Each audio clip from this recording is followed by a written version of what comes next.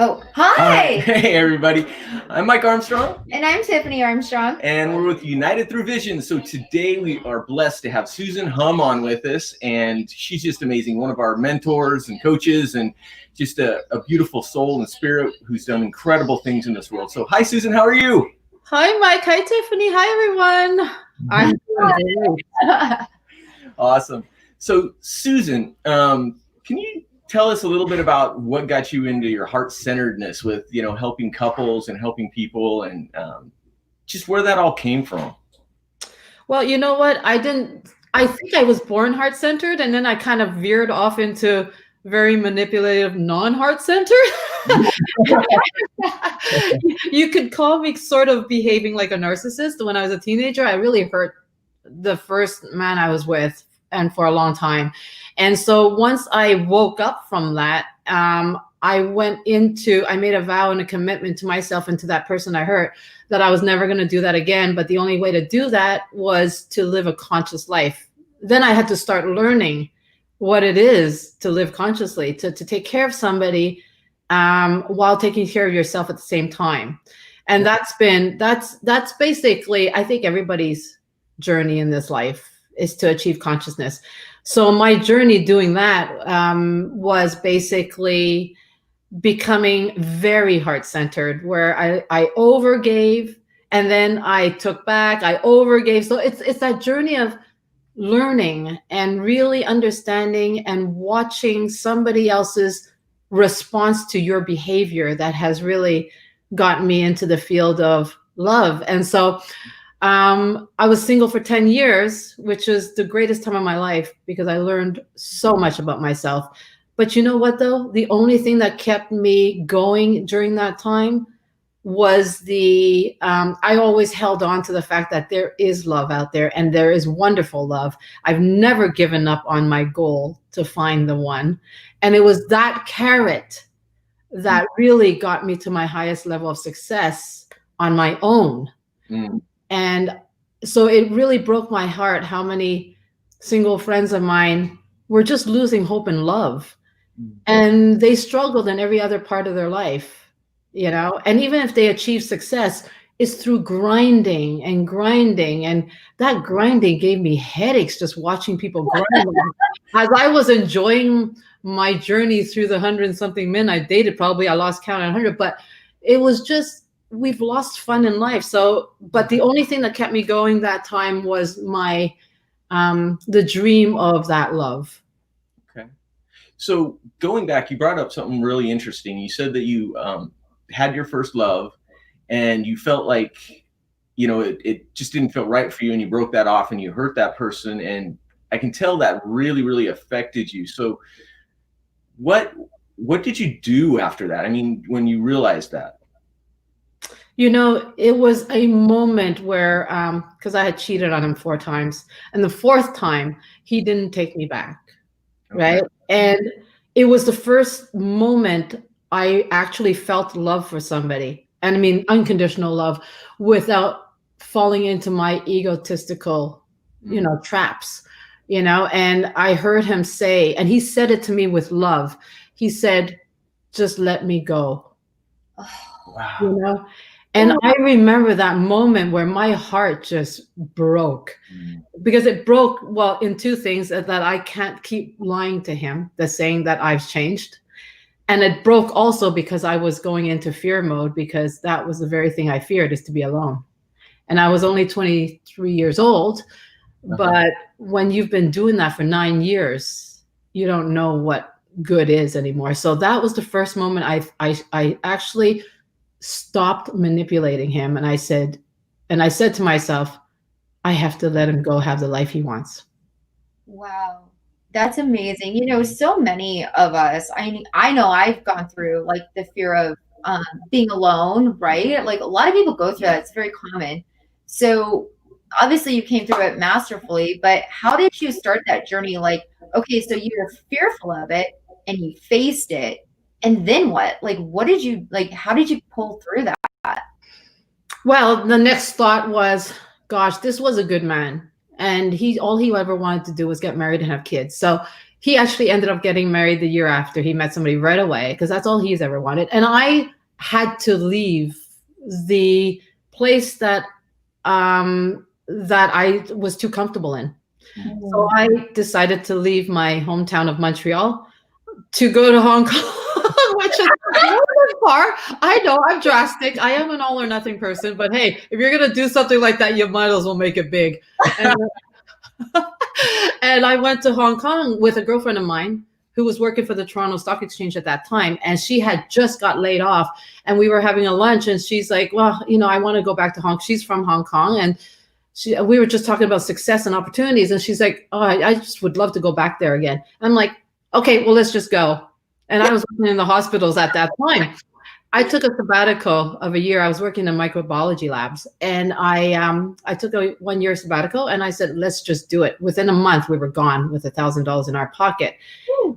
And because I just wanted the land of opportunity to create whatever it is that I needed to go out and create, even though I didn't speak Chinese, I didn't have a work visa there. I didn't even finish my university degree at that time. I just jumped away from what I was doing and just left. And everything was against me at that time to succeed, because how can you, I was like 23 years old.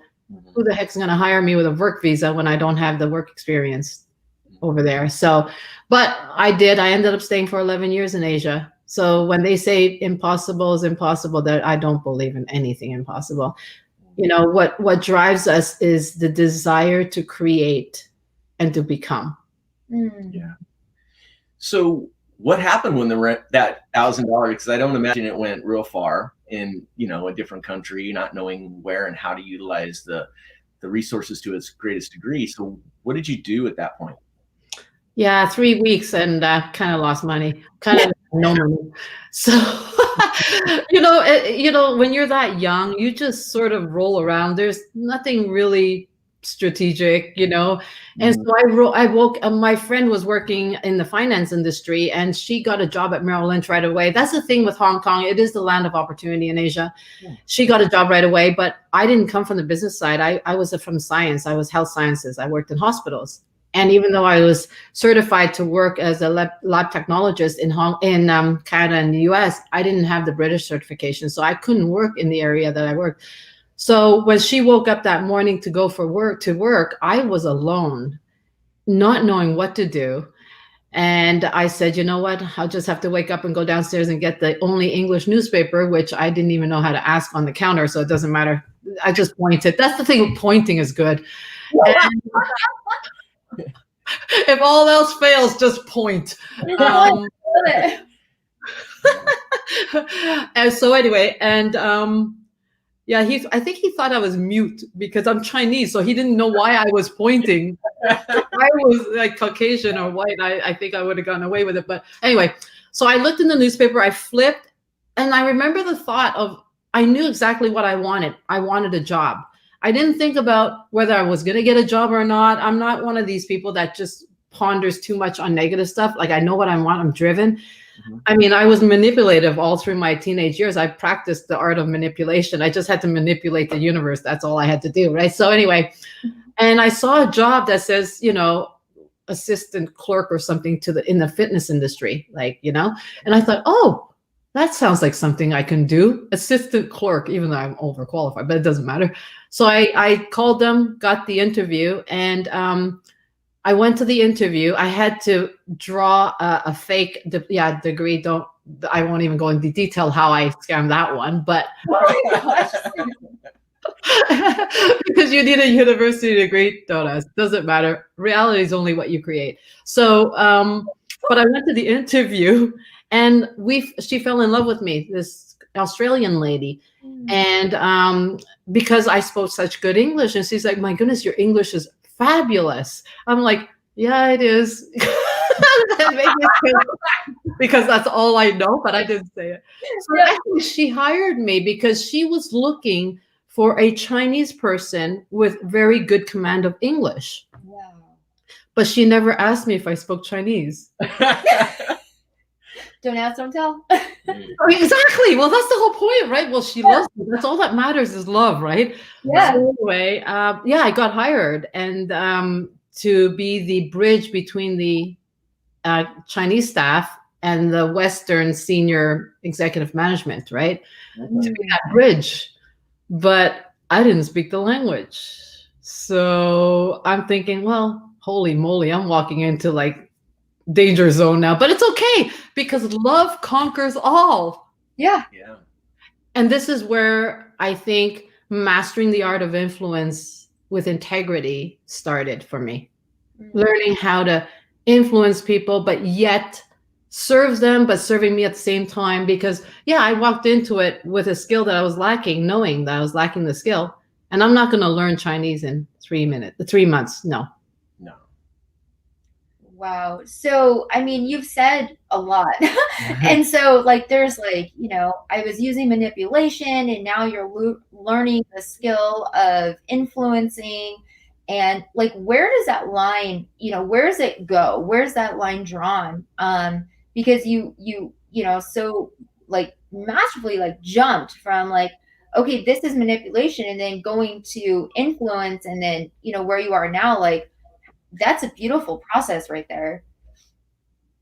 Yeah, looking back, it looks like it's jumping, but I just really flowed into it, right? It took me 10 years to really understand what that influence really was all about and the power of influence. It wasn't like I was strategically thinking, I think I'm just going to go into influence. I think looking back is easier to describe exactly what happened, but I just wanted to make sure that whatever I promise to people, I will deliver.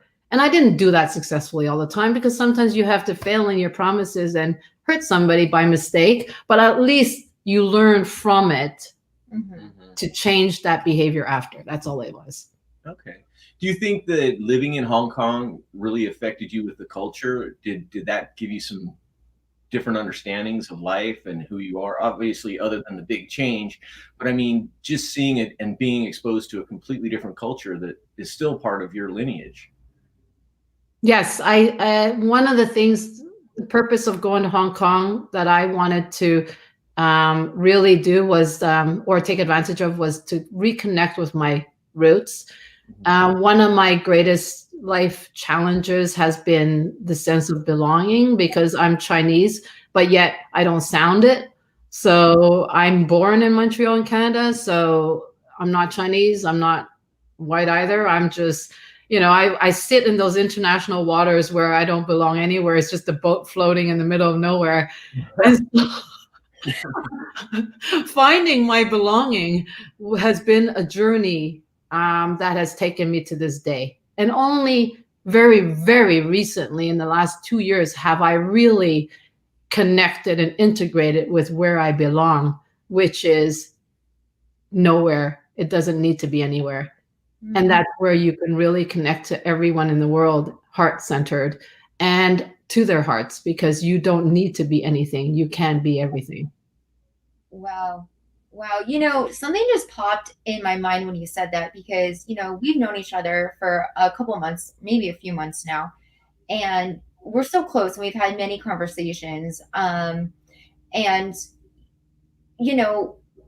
we hear this, like, I'm Chinese, but I speak English, and like, what just popped for me, and I'm just gonna like talk through my thought live, actually, because it hit my heart, is like, what are those? Those are like labels, right? And we're talking about belonging, and the universal language is love.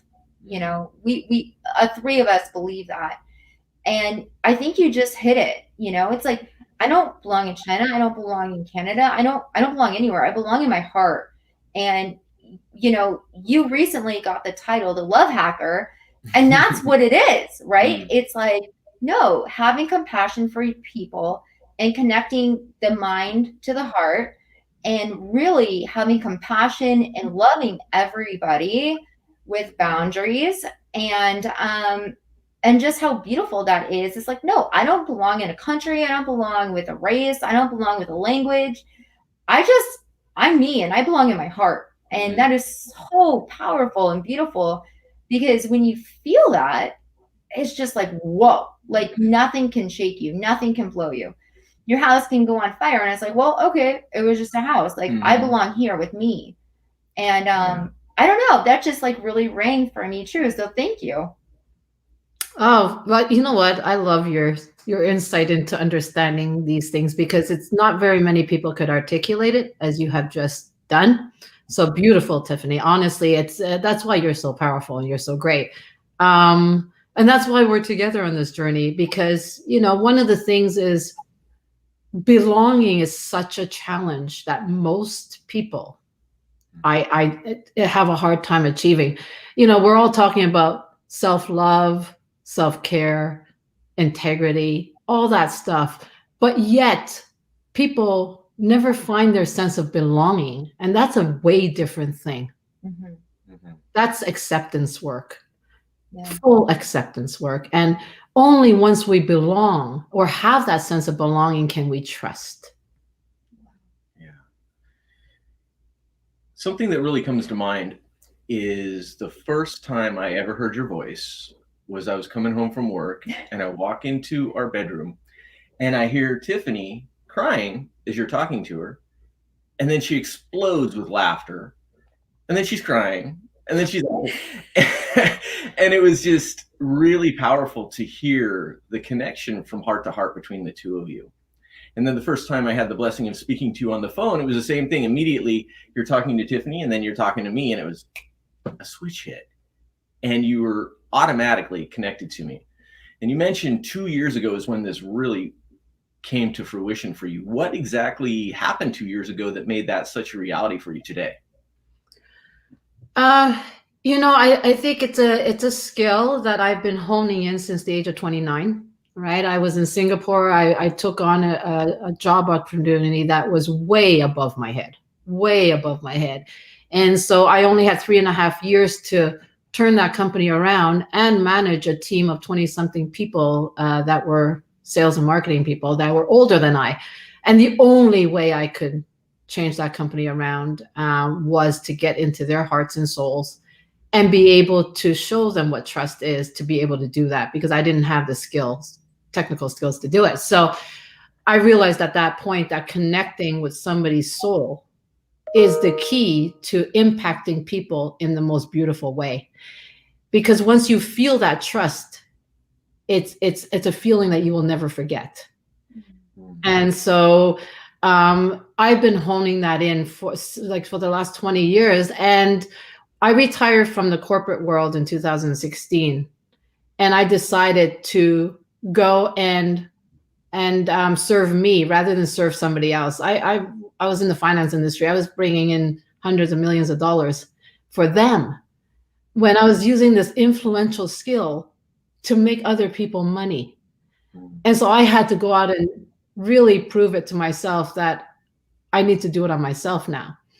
So that's why my abilities to really connect really started to refine itself on the what do you call it, infallible level, like 2 years ago, where I know definitely that it's like that those what do you call those army jets or whatever you call them. I'm so not an army type person, but they have the radar on their enemy that their enemy cannot get away. So you have the radar, ding, ding, ding, and you go shoot, and then that's me with anybody that's in front of me. I will hone in, and I know what you're thinking. I know how you're feeling. I know what your challenges are. I know exactly what you're stuck on. Wow. So is that like something that's like a Susan Hum like specialty, or do you think that's something that can be learned? Oh yeah. I mean, we all have a specialty that we're born with, but my specialty is human behavior and how to influence, but it didn't start with influence. I started with manipulating, which I didn't know any better. And so now I'm so aware of the distinction between manipulation and influence, right? And so that's where, because of these distinctions, you can actually choose which way you go. It's when you're unconscious of it that you're not aware and you become what I call a social liability. But I know the difference of when I'm manipulating versus when I'm influenced, to the point where I've chosen to completely focus on influencing only, which is your well-being over and above mine. Wow. Wow. That's beautiful. So we know, Tiffany and I do know that your heart centered is something that you're bringing to the world. Can we talk a little bit about some of the things you're doing in that realm? Absolutely. Yeah, my mission is to elevate love consciousness in this world. It's teaching people how to consciously communicate with one another so that we instill a greater trust within one another. We build a community. The new world is really what I call the circle of love. It's a community where we trust, and integrity is so important. And that's why I chose to come into the unblinded community, because it's all about integrity. And this is where I met you guys. And um, integrity is everything, but integrity is also an overused word. And we have to teach people what it really means, which is listen, not through your head, but through your heart. Yeah. And that is what I call conscious communication. Conscious leadership is the way forward. Collective consciousness is only achieved through communicating through the heart. Understanding why somebody is rather than what somebody is. The what is judgment. The why creates compassion. Wow, the what is judgment? I mean, like, can we just like land on that for a minute? Like that just like hit me. I've never heard you say that, and I'm like, whoa. That's a drop the mic moment for sure. Yes. I mean, that's just like that's it. That's the magic right there. I mean, how many times do we look at people and say, "What do you do for a living?"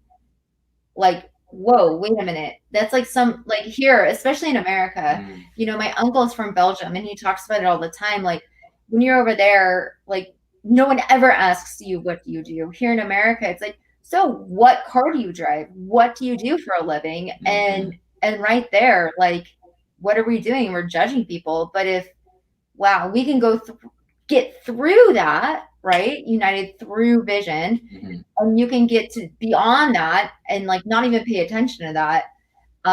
That's a game changer right there. Yeah, it is. And these are such simple concepts. Yeah. But yet we live in a world where we're just bombarded by so much useless information that we forget how simple it really is. Right. And this is why I want to bring the simplicity back to life and to our heart. Right. Because that's where your truth is. So when I'm speaking to you right now, I'm not Susan. I don't have any thoughts circling in my head. I'm not trying to strategically figure out what I'm going to say next. It is what it is, because I trust that whatever I'm going to say, if it's wrong, it's meant to be.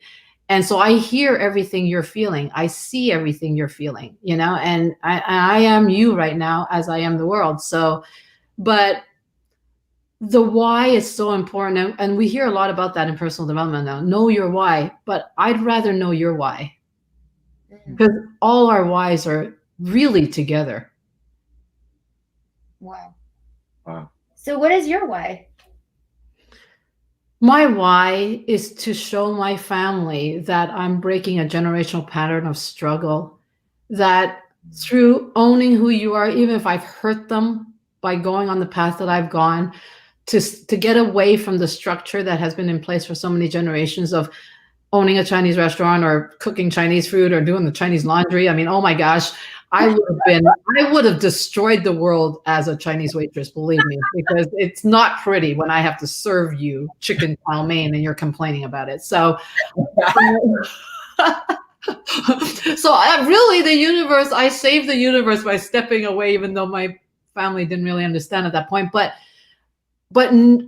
doing it when you're going against the grain to be who you want to become, as your greatness, you need to come back and show others why you did it.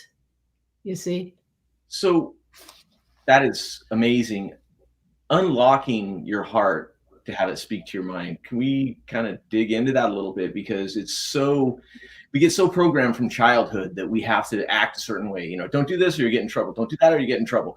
You know, and you rebel against it and you experience that and you kind of get domesticated, to where you do what you think you need to do, try to keep up with the Joneses, shut down. Yeah. And opening your heart back up, I'm going through it myself always. I think it's a constant journey that is never over. But how can you lean into that a little bit more? I mean, what would you say to really start a person on that journey if they're not doing it? If they're like, they have everything, they've accomplished everything that they wanted to accomplish, but they're sitting there feeling empty and depressed, and it's like, this is it. Yeah, for sure.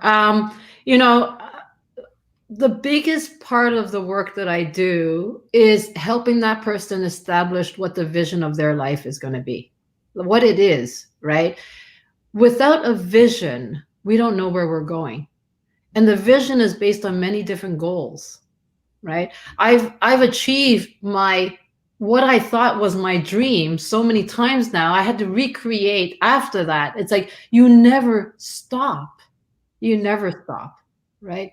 So I've worked with so many successful people that look like they have everything, but yet they're completely empty inside because those goals were not theirs. Those goals were either somebody else's or their egos, but it's not their hearts. Right. So I remember many years ago, I was working with a client and she was already making $1 million a year. And she had hired me because she wanted to make $10 million a year. So she wanted to scale, leverage, and just improve her revenues. That was how she had tied her validation and herself and her life. And so I remember her saying it to me. I said, so what is it that you want? I want to achieve $10 million a year, and I'm at 1, right? Because we're taught that set a number, set a goal, set a date, whatever the case may be. That is so away from the heart. So anyway, but I feel, everybody can do this. When somebody tells you what they want, you can feel whether it's coming from their heart and inspiration or something that they just thought up that they need to say, right? So when she said that, there was such a huge if I don't get turned on by your dream and your goal, then we're going to have to do it until you turn me on with it. That's all I'm feeling, right? So otherwise, I'm not one of these coaches that will just take you to your goal just for the sense of a goal. I won't take on that project. So I asked her, I said, so what is $10 million going to get for you that $1 million can't right now? Ooh. Because $1 million a year is darn it all good. Yeah. Right. Yeah. Absolutely. Yeah. But I'm just curious, what's 10 million in it? Like, what are you trying to buy a boat in a year? Like, what do you want? Right. Mm-hmm. She couldn't give me an answer. Right. And then she finally admitted, okay, well, I want love. But she goes, I can't control that. So therefore, this is the only thing I can control. And I thought, geez, well, you could have just told me that. Let's get to the root of it, right? No, but let's do something fun. I'm here to deliver magic and what your heart wants, not what you think you want, because I'm not going to grind through it. Because if your heart doesn't want it, I'm going to have to help you grind through it. No, thank you. That's not the way I do it. So yeah, we went into love coaching. Wow. That's awesome. And I've heard the story a few times from a few different areas, people that make 30,000, what would it take to make you happy? Well, if I made 60, people that make 60, well, if I made 100, I'd be happy. The people that make 100, well, if I made 200, I'd be happy. And it just goes on and on and on, whether, it's 1 million or 10 million or 100 million. And you're totally right. It's all about the heart. And I think a lot of us were programmed that more is better. And so if I get more, I'm going to feel better. Mm-hmm. And they're right. It is more, but it's more heart-centeredness and just connecting to who you are and everybody else, because we are all connected. I mean, whether you're a billionaire or you're living on the street, we all are part of that race, that human race that, is connected to everything around us. So, yeah. So tell me a little bit about your, some of your programs and what's going on with them, how they're looking, and what are you really excited about with them? Well, there are 2 things I'm working on right now. Steel Rose is my legacy project. Woohoo! My legacy project, yeah, and that is it's an empowerment platform for women. And the tagline I came up with very recently was "Be seen, be heard, belong." Right. Mm-hmm. And belong is one word. It's the only word that's one word. But that's what is going to connect people to having that sense of trust and having each other's back. And Tiffany knows very well, she's part of Team Magic. And that Team Magic is just an example of what Steel Rose will be, is that half of us in this world are born to give. And we're going to teach women how to give without sacrificing. And that's the art of giving, where you do not give from sacrifice. We are not sacrificial lambs here. We're here to evolve and become conscious, meaning conscious of ourselves. So teaching women how to have one another's back while we're achieving on our own and elevating one another to do it together. We're in a world now where going forward, it's all about being together. So let's learn to be together. Let's give, let's receive. And if let's say Tiffany goes for her dreams, somebody in that community, in the circle of love, will elevate her and help her along the way while she's just giving of herself, of her gifts to the next person beside us. I think that us as women really need that right now, because we're all about nurturing and giving and making sure that, every time women get together, it seems like we have all the answers to save the world. But then we go home, it's like, oh my goodness, we're not doing anything right. we sit down, we're having our glass of wine, we have all the answers that saves the world, but yet we're just struggling ourselves. So I think, by creating that platform, it's like just Team Magic on steroids. It's being able to just tell everybody what we want, what we need. And somebody will look after our back, and we're looking after somebody else's. And I think that's the world we want to create. So Steel Rose is all about elevating women into conscious leaders. The healing. So we work with other ecosystems, other organizations that deal with healing, rescue women that are in trauma and that type of thing. But, we all have to be led into different communities as we grow. And so once these women are helped on a traumatic level, then they're ready to accelerate, then we will have them move into our community. So we're going to work with different ecosystems out there for women to be able to lead these women into their full consciousness.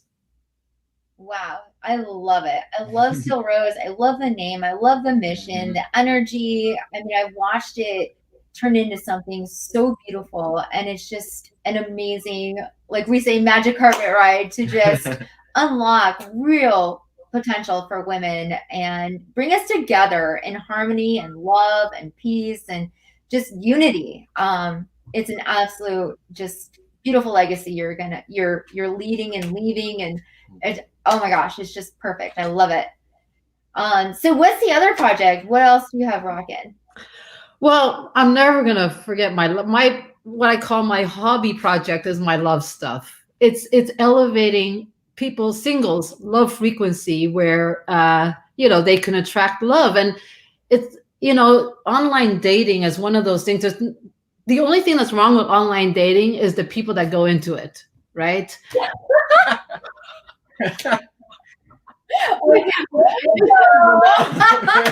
Online dating is just a technology. Why are we blaming online dating? Can we look at ourselves? Like, what are you walking into, please? Like, It's unreal. Yeah, because it's in mindset, right? To me, it's like if you're walking into the next online dating platform with the attitude of, oh my God, here we go again, what do you think you're going to see? Oh my God, here we go again. Yeah, you created that already. So it's keeping people inspired with love. And as you guys know, you're married, I'm married. And, our greatest growth and fulfillment is having the togetherness with somebody to do it with. Yes. You could only be single for so long. Yeah. Jeez, like how much more self-work can you do? The next self-work is I have actually allow somebody in. That's the self-work that everybody's missing. $10 million is not going to get you that self-work. Mm-hmm. Because consciousness is being a collective. That's true. Wow. I'm like speechless. So with the heart-centered stuff that you're teaching, I know we've talked a lot about what to do if you're a woman and the lady side. And last night I had the pleasure of hanging out with, Tiffany and Gina and Mona and three powerful women. And I'm in the corner. I'm like, wow, this is awesome. And it was really great to have those conversations. But I'm like, I need some male energy in here. Where's Sean at? And guys, what do we do? I mean, I have an amazing relationship with my wife. I love her very, very much. And it's all about self-growth and human growth for me. And I'd love to get some of your insight for us guys, because sometimes we're expected to hold the world on our shoulders, and that's some of the things that we put on ourselves. But from your perspective, and I know it's a beautiful one because I've experienced a little bit of that, what do you recommend? I mean, what do you throw out at us? I have to be honest with you guys. I love men. I love working with men. And it's only been since this April that I actually decided to work with women. I am not a woman empowerment type of woman. I've only worked with men my entire career. I chose purposely to not work with women, right? So I have so much compassion and identity tied to men. And I think that's the part of me that I really had to develop to be able to lead women, because I teach women how to understand men.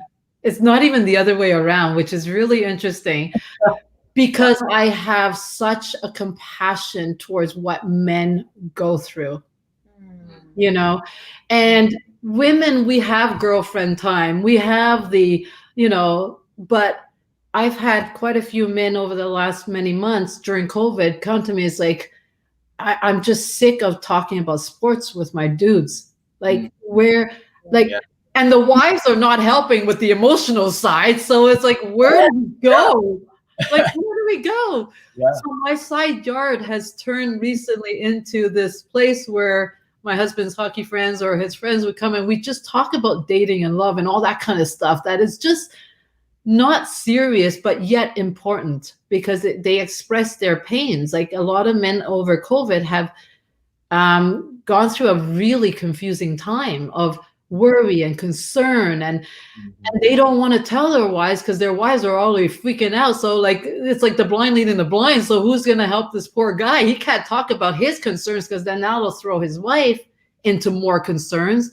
Yeah. And so one of the things is there are a lot of men like you that want to talk about your heart and your personal development and your stuff in your way, right?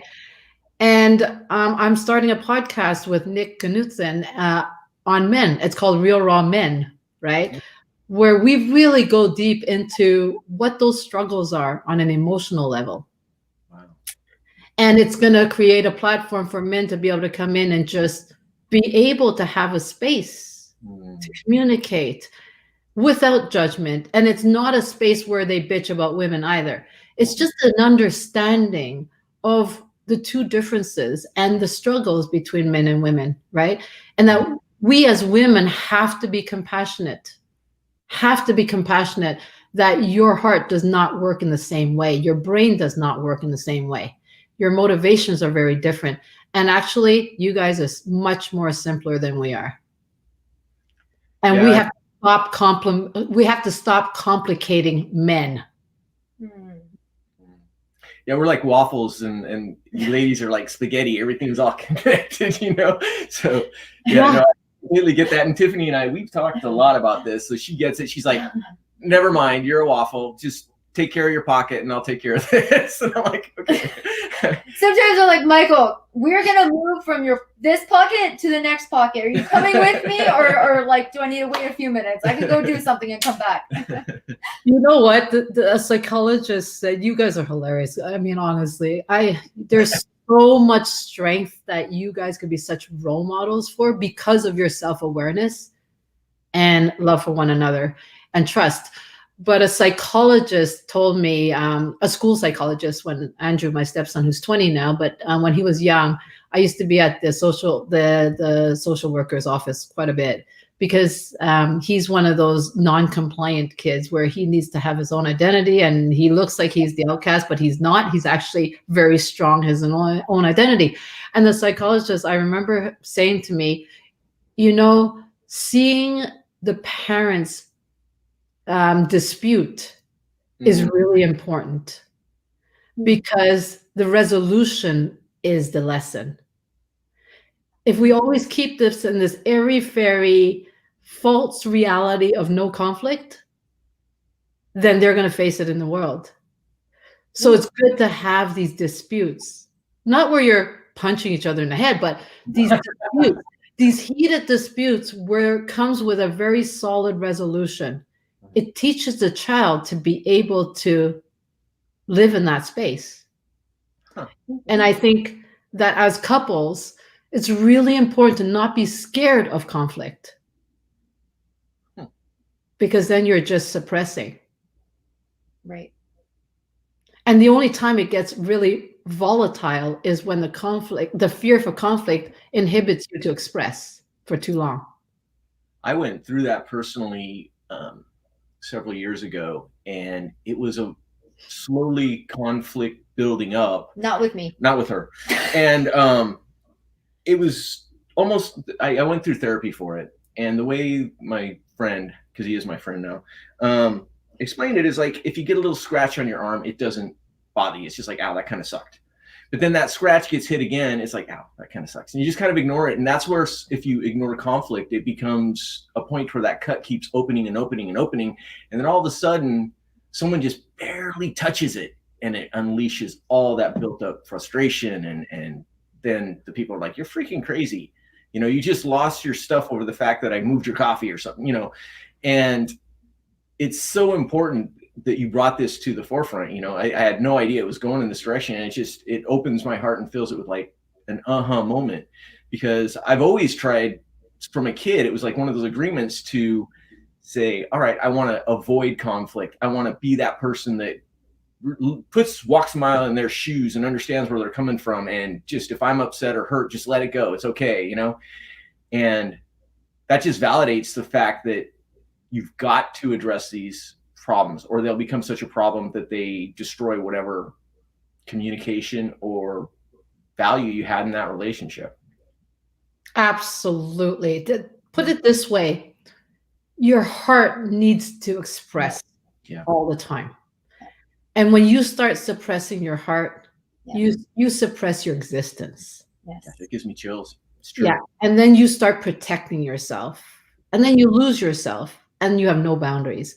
That's what happens in society, never mind a relationship at home, but in society, we are so scared to hurt one another, or to, I don't know. I mean, we're not even being truthful to one another anymore.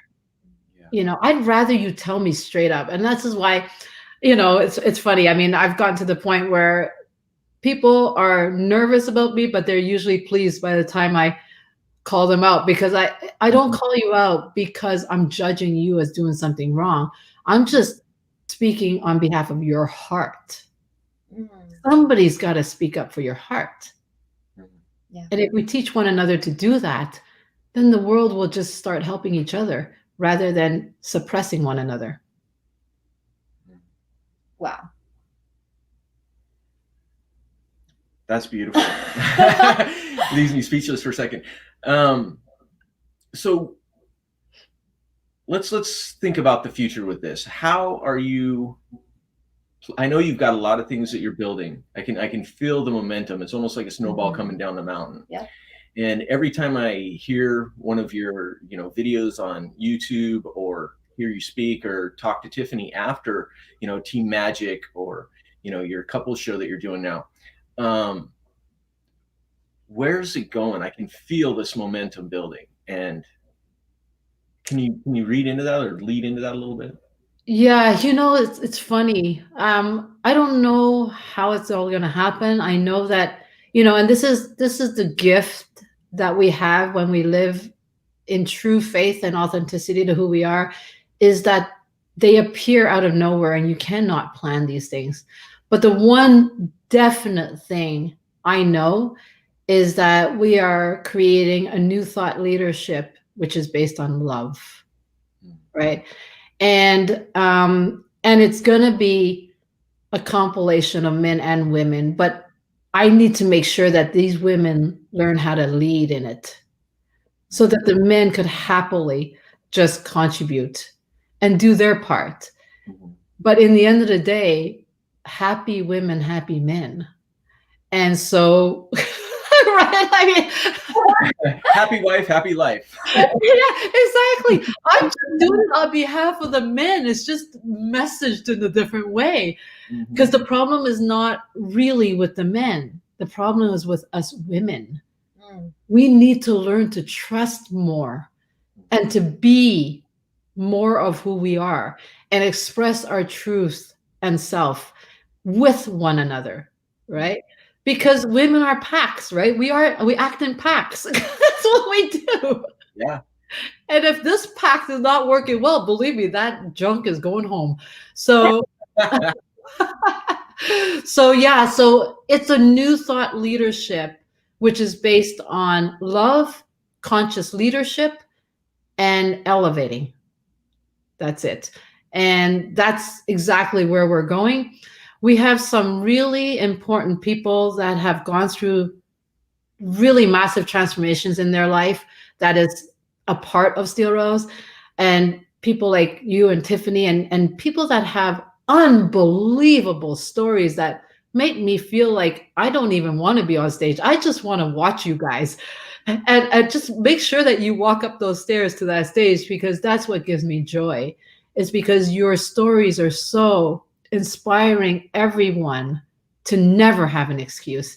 And I've said that 2 years ago. I said, I want to create a stage of people where it gives no one in the world excuses to ever be any less than they are supposed to be.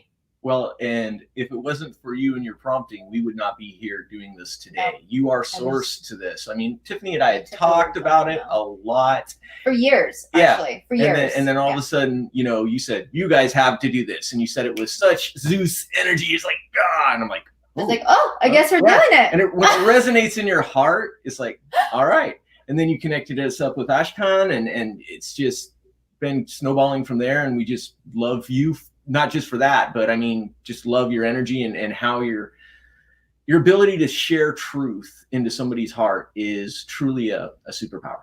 So thank you. Yes.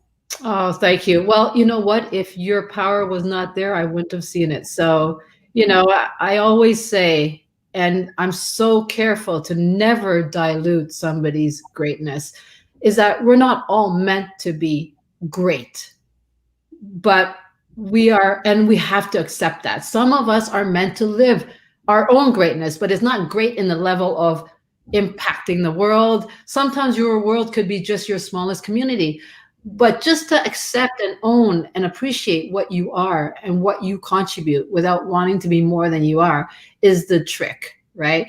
But no, not everybody is meant to be great in terms of that stage level. But when you are, I give you the kudos. I wouldn't say that to just everybody. So, because then otherwise it just dilutes the power of certainty. So if you didn't have it, I wouldn't have seen it and I wouldn't have said it. Wow. Well, thank you so much. Thank you. Yeah, really, truly. I mean, I just have to say it because Michael took the words out of my mouth, but really, thank you so much from the bottom of my heart, Susan. Here live and whoever is watching it, I mean, everything you're hearing here today is so true, and I'm sure you can feel it. And the things this woman has done for me personally has just brought out my true essence out of myself, along with Sean Callaghan and a few other people that, I have walking this journey with me. And we are just in the beginning, and I am so excited for where you're going, for where you're taking many women just like myself, who were lost, and we knew there was something more. We knew it, like I just knew it, and I had it in my heart. I just wanted to do a show for so long, and I've had this huge journey of destruction and glory and mixtures of everything. I mean, it's just like 4 movies is my life, and I'm getting comfortable of coming out with my story, and you've pulled it out of me, Susan. And ever since I opened up with you and told you my whole story from when I was born all the way up to present day, which is very emotional and difficult for me to do.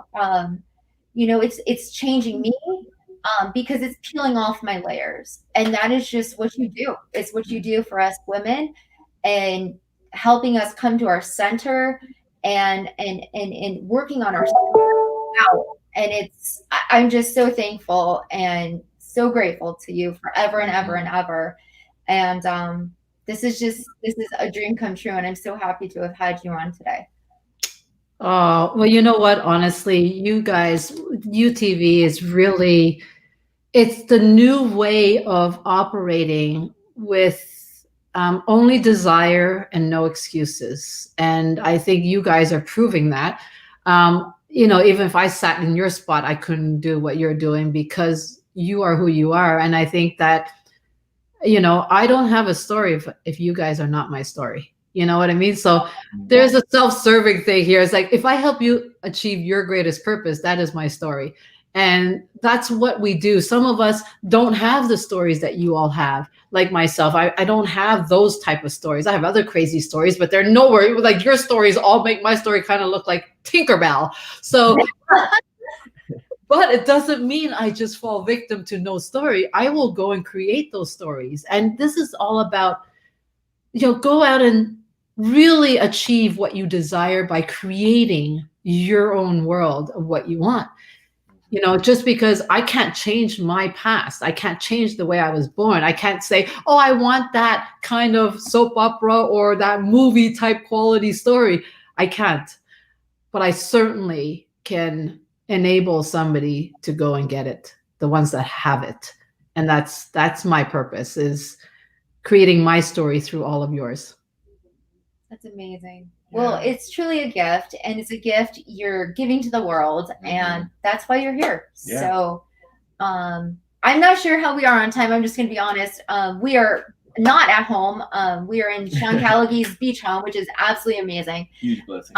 So I'm not sure where we're on time, but I think we're 52 minutes. Okay. All right. Yeah. Awesome. So if someone wants to get a hold of you, Susan, how do they do that? They could get a hold of me on Facebook. I'm on Facebook. I'm also on Instagram. My Instagram handle is at susan.hum, and my Facebook is, of course, Susan Hum. So I have a website too, susanhum.com. But really, join me within my Facebook page. I am the Love Hacker on Facebook. I know.